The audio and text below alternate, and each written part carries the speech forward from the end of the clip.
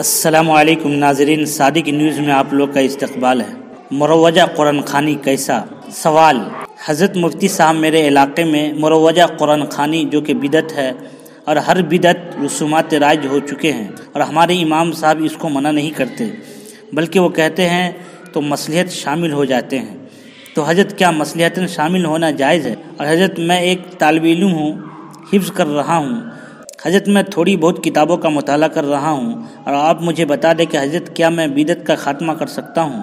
جبکہ ہمارے امام صاحب اس چیز پر اتنا زیادہ غور نہیں کرتے، اس میں شامل ہوتے ہیں اور وہ حقانیت کو بیان نہیں کرتے، تو کیا ہم اس حقانیت کو بیان کر سکتے ہیں؟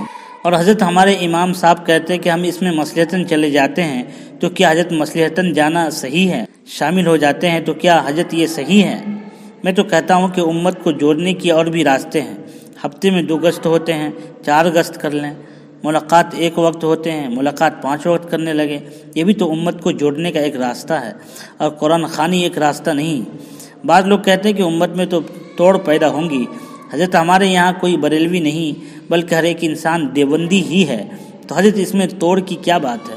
امام صاحب جیسا کہ عوام کو سمجھ ہے امام جیسا کہ عوام کو سمجھ ہے ویسا ہی عوام کو سمجھتی ہے۔ اگر امام یہ کہہ دے ایک دفعہ تو سارے لوگ مان جائیں گے، لیکن حضرت امام صاحب کہتے نہیں ہیں اور ہم سے رہا نہیں جاتا۔ حضرت کیا کرے؟ جزاکم الجواب۔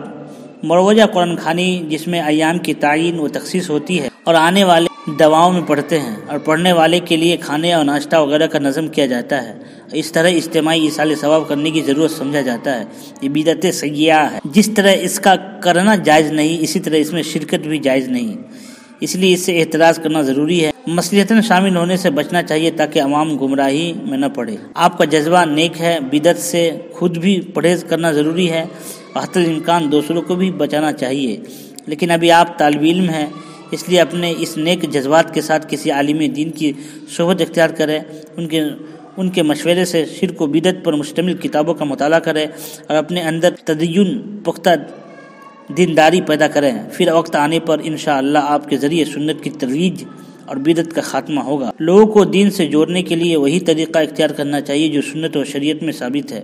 قرآن خوانی کا مروجہ طریقہ شریعت سے ثابت نہیں، اس لیے اس سے احتراز کرنا چاہیے۔ بالخصوص امام صاحب کو چاہیے کہ لوگوں کو ایصال ثواب کا صحیح طریقہ سمجھائے، یعنی انفرادی طور پر جس قدر ہو سکے قرآن پاک، کلمہ طیبہ، درود شریف وغیرہ پڑھ کر یا صدقہ و خیرات کے ذریعے ایصال ثواب کریں۔